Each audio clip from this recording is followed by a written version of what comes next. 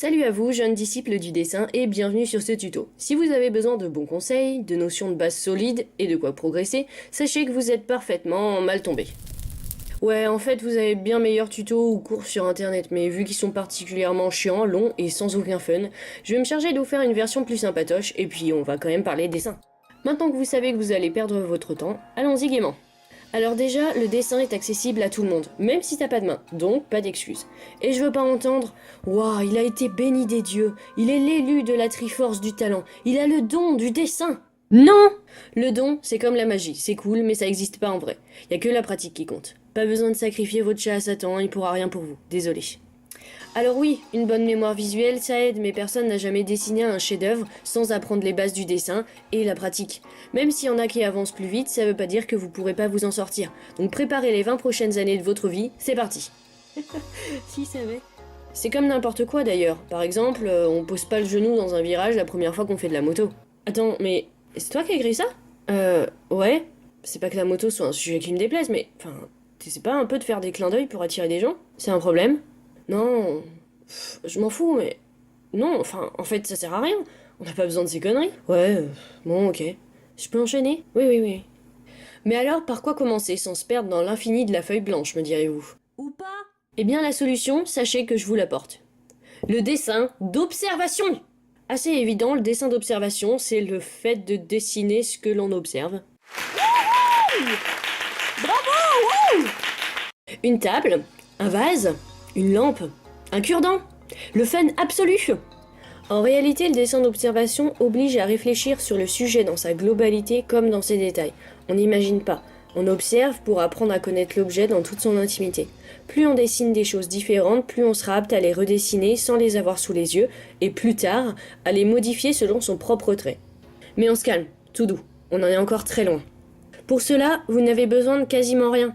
Une feuille, un crayon et vos jambes pour bouger là où vous trouverez votre sujet à reproduire. Mais je vous arrête tout de suite.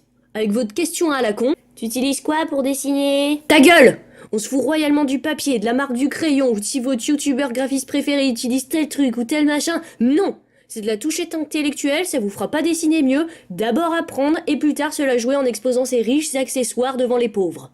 Moi aussi, j'ai cru qu'en achetant la super boîte de stylos manga à Cultura à un bras, ça allait me faire devenir mangaka professionnel. Finalement, c'est de la merde, si t'appuies trop, tu niques la mine, ça me convient pas du tout et je les utilise jamais. Du coup, comment qu'on commence? Eh bien, armé de vos accessoires de peau, vous avez globalement deux techniques, pas du tout éloignées, qu'on pourrait assembler en une, mais que j'ai coupé en deux pour faire genre je sais trop de trucs. La grille, qui fonctionne surtout avec un sujet imprimé ou sur papier, pour pouvoir mettre votre sujet et votre production dans les mêmes quadrillages. Voilà, tu recopies comme dans le carré qui est à côté. Ouais, facile. Franchement, je déteste ces techniques. Ça apprend pas les proportions, la grille fait tout le boulot, et ça fait pas vraiment travailler l'œil, puisque vous reproduisez un dessin ou une photo à plat. Néanmoins, c'est bien pour ceux qui ont jamais fait de dessin, notamment pour la dextérité du crayon dans la main, et ça permet d'aider à oser voir un peu plus large. En général, on a peur d'aller dans le grand vide blanc de la feuille, donc ça montre un peu à oser aller plus loin. Deuxième technique de folie, les formes. Simplement, on transforme le sujet en composition de forme qui convient le plus. Rond, carré, bref, vous avez compris. Ça permet de construire votre sujet dans l'espace, avant d'entrer dans les détails. Faut estimer les distances, les tailles et les relier entre elles. On l'utilise quand on fait des croquis, c'est le squelette de votre dessin. Ça permet de vérifier l'ensemble de la compo avant de faire propre ou plus propre. Et c'est maintenant que je vous transmets la technique ancestrale du dessin, celle qui vous fera entrer dans la confrérie des dessineux. Oui, ce mot est particulièrement immonde pour les oreilles. Celle qui vous fera enfin atteindre le statut d'artiste du crayon auprès de votre entourage et même des inconnus dans des lieux publics. L'ultime technique du crayon au bout du doigt en fermant un œil. Mais si, vous savez, vous l'avez déjà remarqué? Quand vous croisez ces étudiants en art avec leurs grosses pochettes vertes à taches noires absolument dégueulasses, en train de pointer leurs bras et leurs petits crayons HB devant un grand bâtiment de France, eh bien, cette petite pose ridicule vous permet de tracer devant votre œil les lignes qui permettent de construire votre amas de formes sur votre papier. On peut d'ailleurs aussi se servir de son doigt pour estimer une taille et voir si d'autres lignes sont de la même longueur ou non. Vous avez l'air con, mais votre dessin sera que mieux proportionné. Faites-en bon usage. Après, on arrive au dilemme de votre début de vie d'artiste. Quoi recopier? Alors, je parle du dessin d'observation depuis le début, mais on va pas se mentir, c'est chiant. Et ce que tout le monde veut vraiment, c'est... dessiner des manga girls avec des oreilles de chat! Soyons francs, au début vous aurez envie de dessiner et reproduire des dessins d'autres artistes. Logique, on a envie de dessiner les dessins qui nous inspirent. Alors ouais, c'est pas le méga bon plan. J'entends encore mon prof de l'école sup dire « Oui, mais recopiez un artiste ou un style et ça ne vous fera que vous enfermer dans ce style. Il n'y a pas les bonnes proportions, et ça va pas, et ça, c'est pas beau. L'académique, blablabla. » J'écoutais plus vraiment après, mais il avait pas tort. Maintenant, je galère quand je veux sortir de ma zone de confort. Ce qu'il faut vraiment savoir, c'est que oui, recopier du One Piece, c'est se mentir sur certaines proportions, notamment sur les visages. Classique pour les mangas, mais reste que vous allez choper un trait de crayon qui sera pas le vôtre. Un artiste met l'accent sur certains détails et pas d'autres, et se permet des trucs surréalistes parfois tant que l'harmonie lui convient, mais c'est pas forcément bon à prendre quand on apprend les bases. Là, je pars vraiment du principe que vous n'avez aucune base, donc forcément, cash comme ça, c'est pas facile. Recopier le dessin d'un artiste, ça pallie à ce manque, parce qu'il y a déjà une harmonie et une construction solide. Mais ça veut pas dire que vos premiers dessins d'observation seront moches, pourris, pas beaux, hein. La première fois, bon, j'étais encadrée par une prof et je recopiais déjà quelques trucs, mais j'ai réussi à sortir ça. Franchement, même aujourd'hui, après 15 ans, je suis toujours super fière de ce premier dessin. Enfin bref. Moi, je vous conseille de faire un peu des deux du coup. Dessin d'observation, et pour le dessin de style, essayez rapidement de faire vos propres créations, en reprenant seulement certains éléments comme inspiration plutôt. Parce que sinon, vous vous bloquerez dans un style, et même si aujourd'hui le manga ça vous plaît, et ben peut-être que 15 ans après, vous voudrez faire un peu autre chose. Après, n'oublions pas que la pratique se forge avec la technique. Les proportions, les volumes, les ombres et lumières, la perspective, la composition, la valeur des traits, les couleurs, les textures, et j'en passe, sont les outils qui vous permettront d'améliorer, endurcir vos dessins. Tout comme... Mais rien du tout, c'était clair. Enfin, y a pas besoin de tes comparaisons de merde. Hey, c'est moi qui assume derrière après. Alors, dis pas trop de gros mots. Merde. Ah, bon. Il y a plusieurs moyens de se former au dessin. Déjà, en autodidacte. Il y a de très bons bouquins, tapez dans des trucs académiques, il y a peu de chances que ça vous donne pas de bons conseils.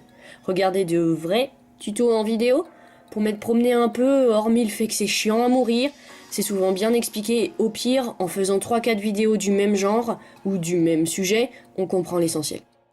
Après, avec un prof, du coup avec un vrai suivi, il y a des beaux-arts quasi partout qui permettent de s'inscrire à toutes sortes de cours, les bases académiques comme les trucs plus stylisés. Les cours de nu sont une expérience qu'il faut absolument pas louper. Le nôtre était pas mal. Bah ok, allez vas-y raconte. Premier cours de nu, stress au maximum. Assez de monde dans la salle pour que ce soit facile d'être discrète. Je tombe sur un homme d'une quarantaine d'années avec un physique assez large. Embarrassé, le prof vient me dire sans gêne, lui, d'accentuer plus les rondeurs du monsieur. Ma barre de malaise tape le haut du palier et quand je pense m'en être sortie, le modèle vient se poser assis face à moi, jambes écartées. Je savais plus où me foutre. Je me planquais en mode furtif derrière mon chevalet en attendant que la pose change. J'étais tellement gênée que j'ai dessiné un carré à la place de ça. Enfin voilà. Et le prof qui repasse, il se marre un peu et qui me dit qu'il faut tout dessiner en pointant mon carré de la timidité. Enfin bref, même si c'est un souvenir qui est maintenant gravé à jamais dans ma tête, j'ai pris un pied fou à ces cours de nu. Si vous aimez bosser les modèles vivants, c'est absolument génial. Pour revenir à nos explications sur où se former, il y a aussi des cours en ligne. Je sais pas ce que ça vaut. Sûrement comme tout, il doit y avoir des bons et des mauvais, mais à mon avis, ça vaut pas la présence d'un prof quand même. Et enfin l'école, les formations, qui sont dans l'idée tout de même plus tournées vers le professionnalisme. Sinon, en attendant la suite, pour vous marrer, parce que le dessin c'est trop marrant, essayez de dessiner un sujet qui est à l'envers, un visage et un bon exemple. Bizarrement, votre production sera plus juste. Le cerveau se focalise mieux sur les formes, vous interprétez moins, vous reproduisez plus. Il y a plusieurs exercices étonnants dans le même genre. Dessiner sans lever le crayon, dessiner sans regarder sa feuille, se dessiner soi-même sans se voir, ou dessiner en n'ayant vu que quelques secondes son modèle. Il y a donc plein de choses à faire pour rendre le début plus ludique, même sans avoir vu les bases. De toute façon, vous allez y passer rapidement parce que vos dessins seront plats, peu harmonieux, et c'est bien normal. Quoi qu'il en soit, l'important c'est quand même de prendre plaisir, d'être fier de vos progrès et d'agresser tous vos amis avec vos nombreux dessins, afin qu'ils en aient tellement qu'ils remplissent leurs poubelles. Non, parce qu'en vrai, à force d'inonder les réseaux sociaux avec vos chefs-d'œuvre, vous allez être abordé par tous les « Steve, ton truc c'est moche, rentre chez ta mère »,« Patrick, mon cousin de 6 ans dessine mieux que toi », ou les « Emma, dessine-moi sans que je te paye ». Vous pourrez vous rassurer de faire partie de cette élite du crayon où on est des millions, où peu de gens percent et où on se dépêche de sortir selon l'actu notre dessin à Bosette sur Twitter pour gagner des abonnés. Non, sans rire. N'hésitez pas à exposer vos dessins, même si vous savez qu'il vous manque de la pratique. Prenez tous les bons conseils que vous pourrez prendre, soyez un Bob l'éponge. Tant que vous prenez plaisir à ce que vous faites, c'est que vous êtes sur le bon chemin. Soyez patient et vous serez toujours agréablement surpris de votre avancée. Bon courage et gardez confiance.